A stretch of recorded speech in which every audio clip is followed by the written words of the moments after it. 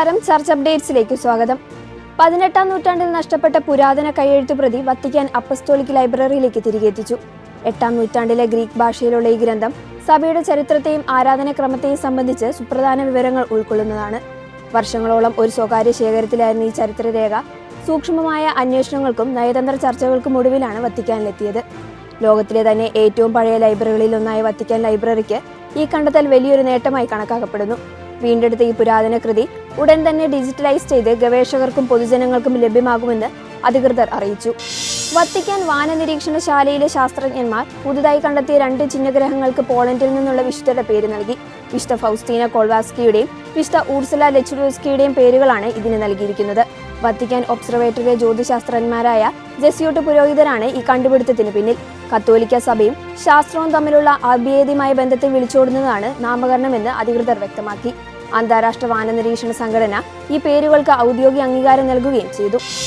ഉറുഗ്വേയിലെ മോണ്ടോവീഡിയോയിൽ 10,000-കണക്കിന് വിശ്വാസികൾ അണിനിരുന്ന കുടുംബങ്ങൾക്കായുള്ള വലിയ അനുഗ്രഹ ജപമാല പ്രാർത്ഥന നടന്നു. രാജ്യത്തെ കുടുംബങ്ങളുടെ സംരക്ഷണത്തിനും സമാധാനത്തിനുമായി വർഷം തോറും സംഘടിപ്പിക്കാറുള്ളതാണ് ഈ ജപമാല പ്രാർത്ഥന.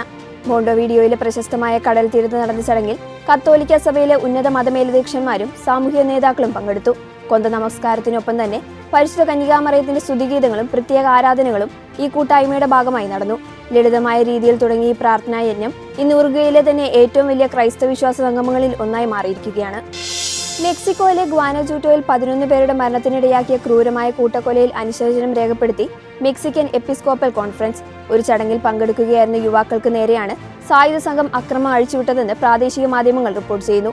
ഈ സംഭവത്തിൽ അതിയായ ദുഃഖം രേഖപ്പെടുത്തിയ മെക്സിക്കൻ ബിഷപ്പുമാരുടെ സമിതി കൊല്ലപ്പെട്ടവരുടെ കുടുംബങ്ങൾക്ക് ആശ്വാസവും പ്രാർത്ഥനയും വാഗ്ദാനം ചെയ്തു.